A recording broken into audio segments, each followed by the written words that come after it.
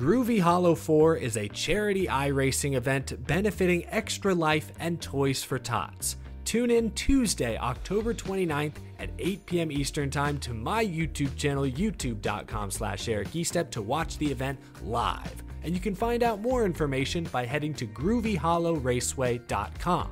From Coke Series drivers to sim racing professionals, even real-world NASCAR drivers like Brennan Poole, Ryan Vargas, the cast of characters is sure to be unforgettable. Oh, and I'm driving as well. I'll be driving the number 4 Halloween machine. So subscribe to my YouTube channel, youtube.com/EricEstep, and once again, head to groovyhollowraceway.com for more information. Tune in October 29th, 8 p.m. Eastern Time to see Groovy Hollow 4. Collectors, listen up. We're not missing out on Groovy Hollow this year. Last time, they read the comments, they heard our demands, and this year we're getting something really special. The Groovy Hollow 4 number 4 Chevy Camaro Out of the Groove Halloween Machine Diecast 164. And there's no pre-order. It ships right now. That's right. I told you, they read the comments. Eric was in the lab the whole time, guys. Get the first ever 164 Out of the Groove Diecast. No pre-order. Get it right now at groovyhollowraceway.com. And by the way, groovyhollowraceway.com is the only place you're going to find the limited edition Halloween Machine all over print shirt. It's pretty sick. You can grab the shirt, grab the diecast, guys. They're shipping right now. All of it at groovyhollowraceway.com. Eric Estep here. One of my favorite parts of being a NASCAR fan is collecting diecasts. It's how I got my start on YouTube, actually. To me, a room is not complete until it features shelves of NASCAR diecast cars. It's as good a time as ever to continue your collection or begin an all-new one by pre-ordering your favorite driver's 2022 Next Gen diecast at lionelracing.com or at any authorized Lionel retailer. Lionel is the official diecast of NASCAR, and don't miss Lionel Racing's NASCAR Authentics diecasts at a Walmart or Target near you. Not only is Lionel the official diecast of NASCAR, but they're also official supporters of the Out of the Groove podcast network. So what are you waiting for? Head to lionelracing.com to order your favorite driver's 2022 diecast.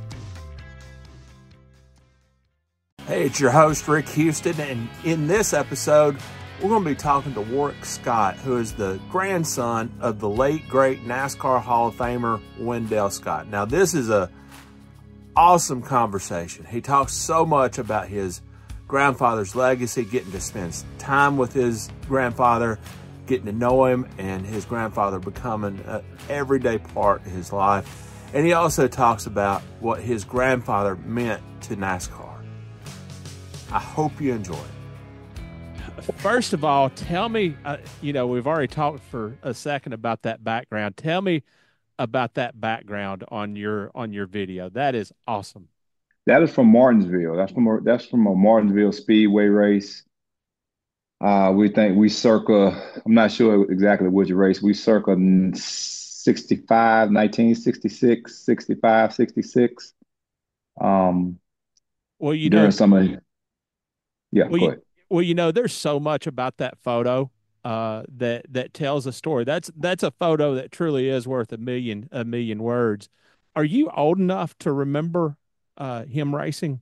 My father, Frank Scott, okay, was a member of my grandfather's pit crew, along with my late uncle Wendell Jr., starting as early as, they were 14, 15 years old. Pitting had been working on the race car since 7. And so they were 50% of the first African-American pit crew to ever perform in NASCAR. And my father went on the crew chief, my grandfather's racing operation, and he holds the distinction of being the first African-American crew chief in the history of NASCAR. Now, to your question, if I remember him racing, I do remember him racing. I actually saw him race twice. Saw him race in Hickory at a smaller kind of sportsman old timer race where a lot of the older guys came back out. But I saw him race competitively also in Callaway, Virginia, out in Franklin County. And I saw my grandfather come to the track, hop in a car he'd never seen before, um, and run 100 laps. I think, and he finished maybe eighth or ninth. That race, and Yeah. that might, that race was for a purse. Those guys weren't out there just dilly dallying around, if you will. They were out there really getting it, and so yeah, I remember many things about him and his racing style and how he sat in the seat. He passed away when I was 13 years old, so um, and I was kind of Papa's little buddy. He was a person that picked me up from school in the afternoons and dropped me off to school in the morning and things of that nature. So I was able to absorb a ton of great stories, be reminded of the sacrifices that he had made. Um, uh, you know, so that was a good portion of my childhood until I was 13 years old. Now, I do have to ask, when you saw him race competitively, Hmm. how old would you have been? I would Give or have take. been, I would have been, and I got the answer. Let me just get my numbers right. I was 11, 10 and a half, 11 years old, Okay. right All right. around in that time. The cancer that ultimately took him set in right around, passed away in 90. I think he first had an inclination of it maybe late 88, Okay. 89. It was a quick process, you know what I Right. mean?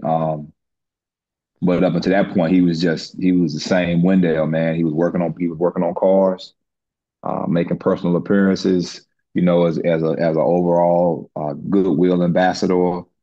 Uh, was still racing sometimes. He would hop out there and, show up and race and stuff like that. His legend also includes him being readily accessible and a wonderful consultant to many other drivers as they went on their NASCAR journey.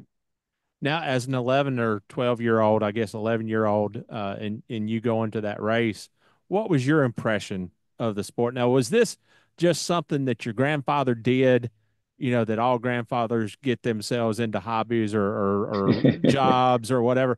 What did you think about the sport?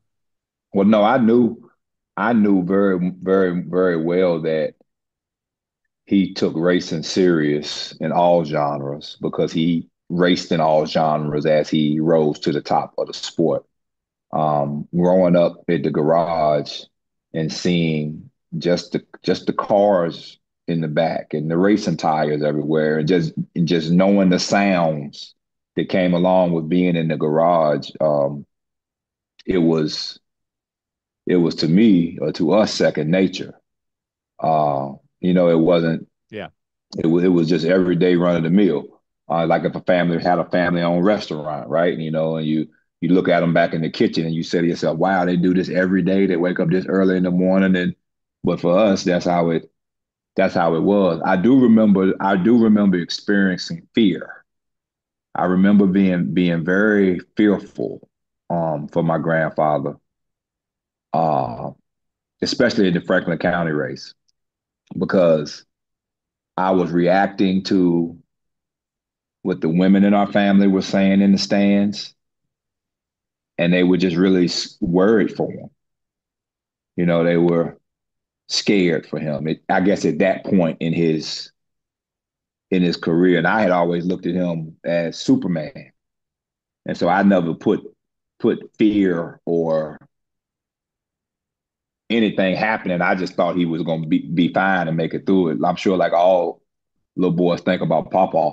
You Yeah. know what I mean? I don't even think that feeling is unique to my grandfather, the race car driver, as much as it is to anybody that's listening to our interview and know and can remember, especially rest in peace to the pawpaws that have passed on. But just to have that person in your life that's your first hero, you know, or your second hero, or hero and a half. The people I looked up to the most in my life have always been my father and my grandfather in any aspect of life.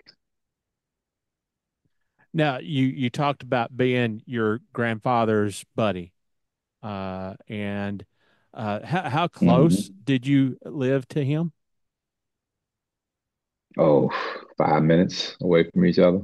Okay, so Yeah, he you was an know, so everyday part part of of your yeah. yeah. Part of the closeness came from my parents' profession. Okay, both of my parents are school teachers. Living in Danville, Virginia, which is, we southernmost city in Virginia, right on the North Carolina Virginia border. For your listeners who maybe not are familiar, one side of the street you can be in North Carolina, and the other side of the street you can be in Virginia. Okay, that's where we live. Um, but my parents both taught school, but they taught school in the neighboring counties. My mother taught at Chatham High School in Pennsylvania County, and my father taught at and coached basketball actually, which has a lot to do with my grandfather and I's closeness. But he coached basketball at a school called Laurel Park High School in Henry County, the county that surrounds Martinsville, where Martinsville Speedway is. And so, because of the demands of being a school teacher, they had to be to work at a certain time in the mornings. And so, my mornings were oftentimes getting dropped off to my grandparents' house, still with my pajamas on.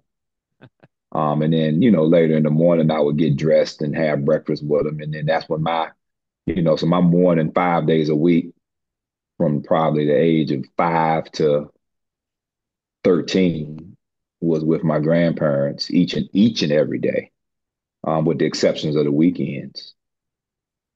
Well, first of all, my sympathies to you with both of your parents being teachers. That had to just be that just had to be horrible.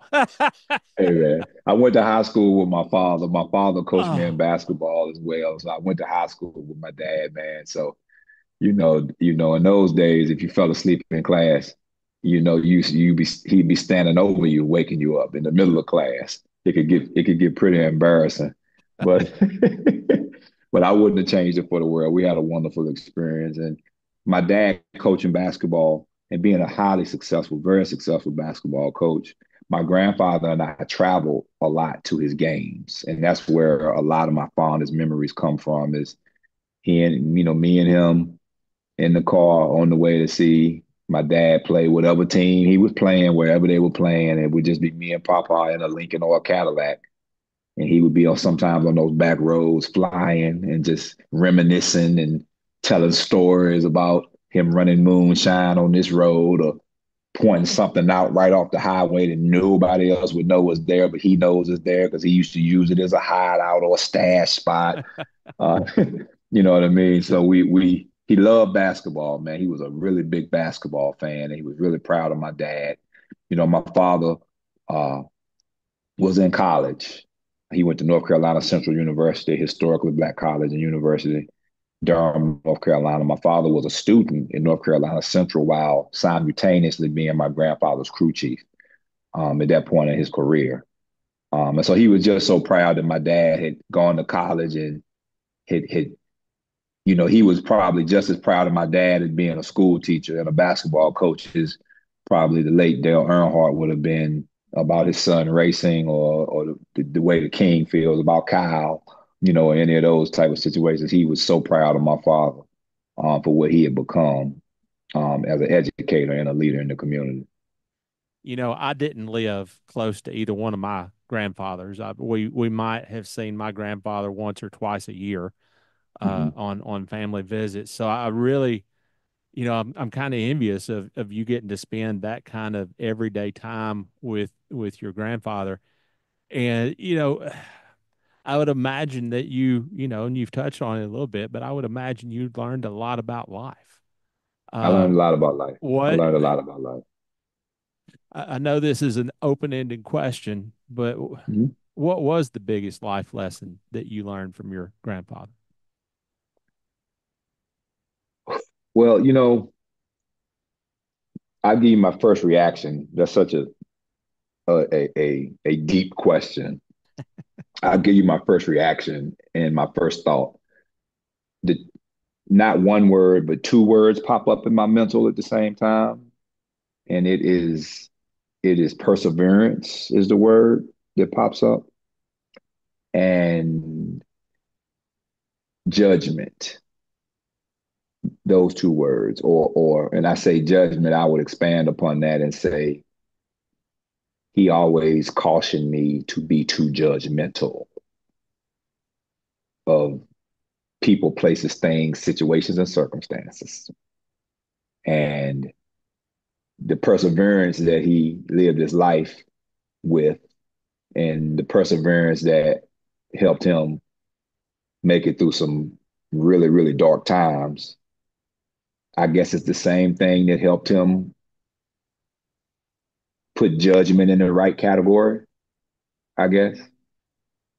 The way he was treated in the sport when he, entered it in the very beginning is nothing short of tragic and disappointing. There's two words that come up, but the way he continued to persevere, his perseverance opened up new pathways and channels for people to look at who he is and who he was in a different light.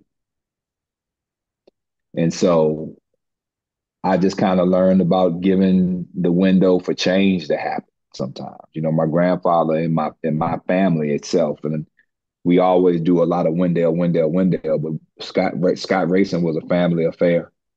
And every member of our family played a vital role in his success.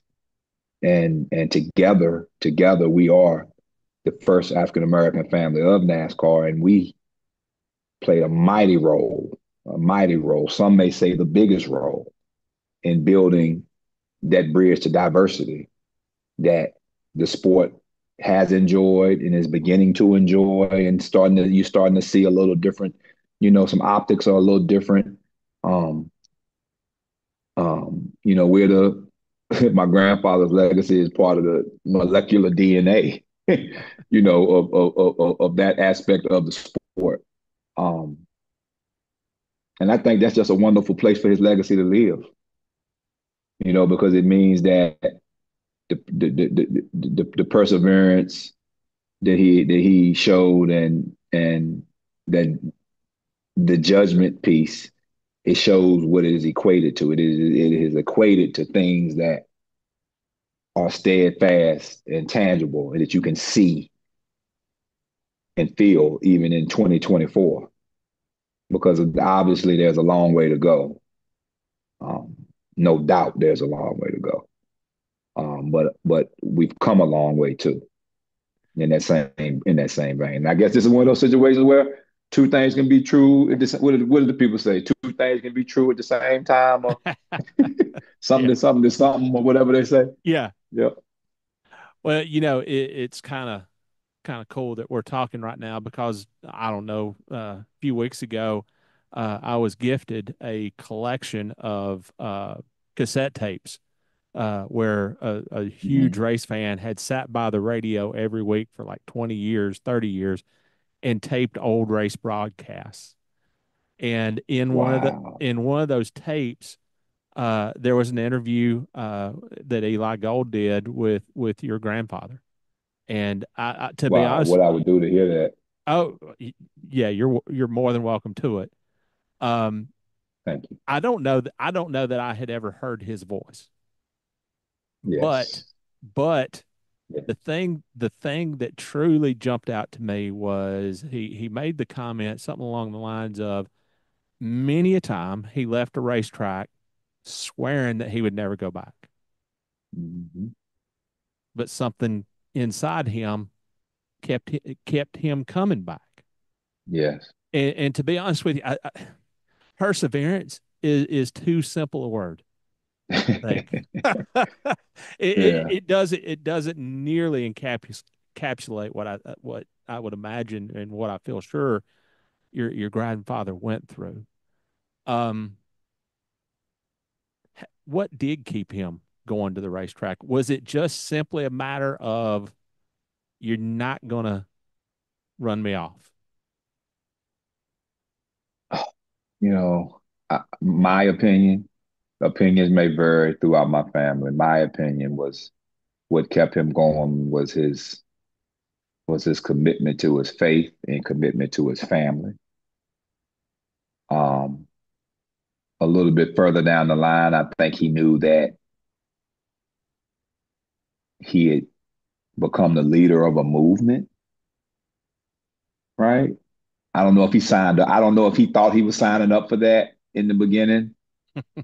Yeah. Um, but I think it became more and more obvious to him that for him, starting a race meant so many other people won that day. He became, in my opinion, obviously the ultimate independent in the history of NASCAR. Uh, but he also became, to me, the leader of the underdogs, man. Right? Right. And if we look at most situations, most scenarios, most townships, most cities, most states, it's probably more people that would identify as the underdog Right. than the top dog. Yeah. Right? And he became just a leader of that component of a movement. He interesting enough when you say that he had said, how many times he may or may not have come to the race. I think it makes me smile because I know how much his faith meant to him. And so I can see him now having a talk with God and reminding himself that hey man, I prayed for this. Who am I to not go back? Be careful You what you know what I ask mean? for.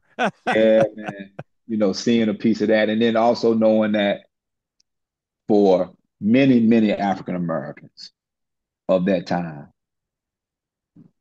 the job market or how to employ yourself or how to earn revenue for yourself was opportunities were few and far in between. And I think over time, he also learned that he could make a decent enough living with a certain finish or a certain place. He could make enough money to take care of some bills. You know what I mean? And take a little pressure off my grandma. You know what I mean? And continue to help put his children through college. And he put, all of his children went to school. Um, and so I think that was the driving force behind it. There was also the matter of a movie that Yeah, was made. yeah, It was the main character's name was Wendell Scott, but I think that's where the similarities I think began and ended. Uh, yeah. did he ever make mention of what that movie, obviously starring Richard Pryor, did he ever make mention of what that movie meant to him or if he liked it or didn't like it? I mean, obviously he win the race at the end of the movie? Yeah. Yeah. So, the movie, God, this is if I have to say if I have to answer a question, if I get asked a question the most, this would probably be one of the questions that I get asked the most uh, about the movie. And a couple of things happened that people may not be aware of that made my grandfather love the fact that the movie happened. Now, there's some things that he didn't love, but the fact that it happened meant that the place that he loved so much, the place that meant so much to him, which is Danville, Virginia, was on the map. So proud of that. So proud to put the state of Virginia on the map. Not a lot of NASCAR drivers have movies about them. I mean, that's an interest for your fan base. It's an interesting Google search, okay? Do some discovery on which NASCAR drivers actually have movies about them. But also in that same vein, he and Richard Pryor were very close. Really? Okay.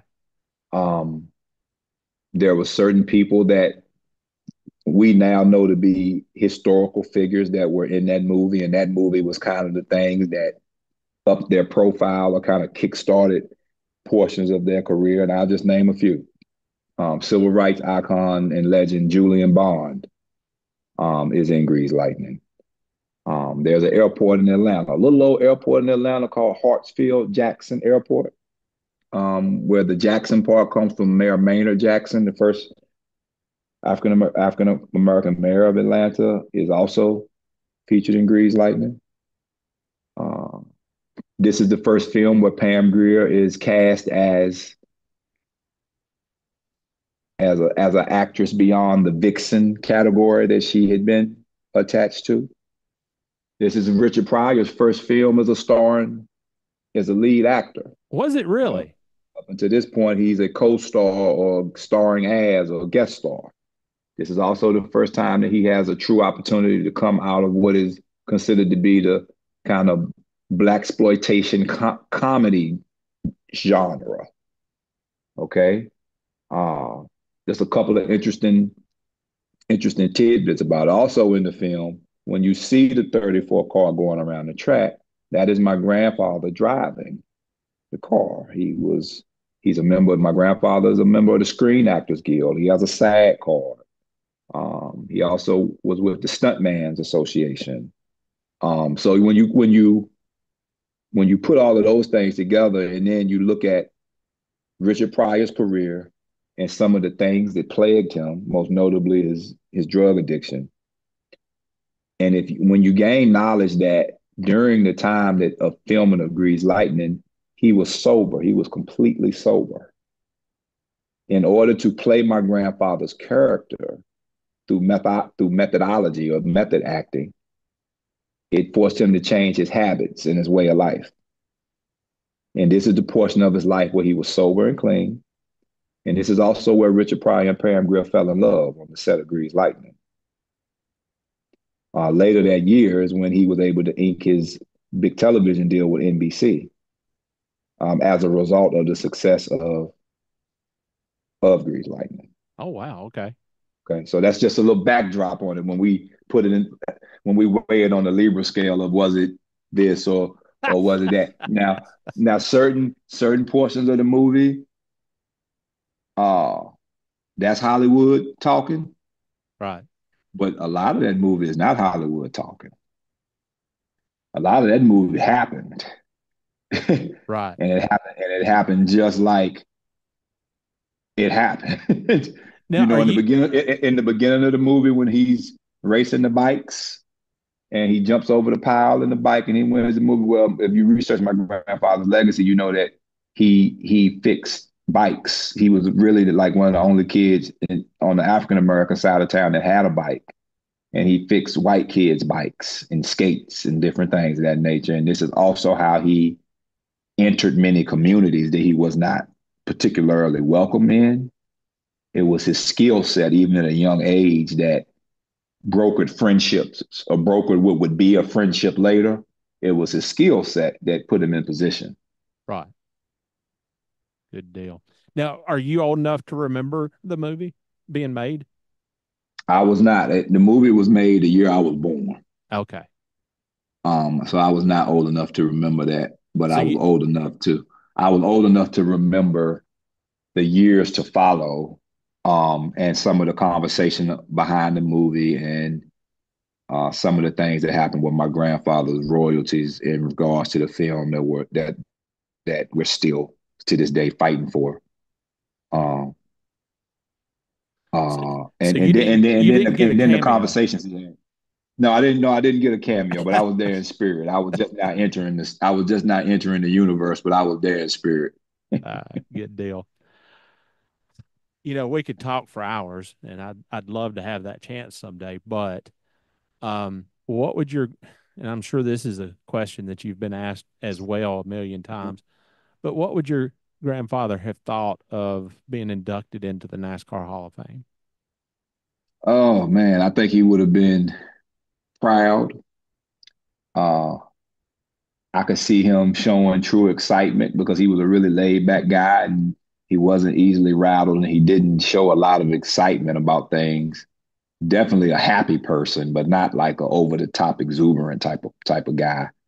But I could see him getting that call that day and being excited, and proud. That's what I think he would feel. The time that it took for him to enter, and some of those things, I don't think that would have mattered to him much, as long as he was able to get acknowledged. Those guys the guys that he raced with, the gentlemen that are part of the Hall of Fame, especially the the originals, right? The OGs, if you will. Those guys were his brothers, man. It was a brotherhood, and we still have our families still have the wonderful connectivity with the original NASCAR families, and that shall ever remain. Um, for my family, it's just a unique position to hold in sports history and to be a part of. But my grandfather's legacy extends far beyond NASCAR. He is a member of the International Motorsports Hall of Fame. Just 2 weeks ago, he was officially enshrined in the Automotive Hall of Fame in Detroit, Michigan, along with Bill Ford from the Ford family, and some other wonderful honorees as well. I don't want to get the name in 2 minutes because I'll forget somebody, but he was just enshrined in the Automotive Hall of Fame as well. So his contribution, his legacy exists in every genre of automotive, in every genre of civil rights, in every genre of when you talk about sports icons.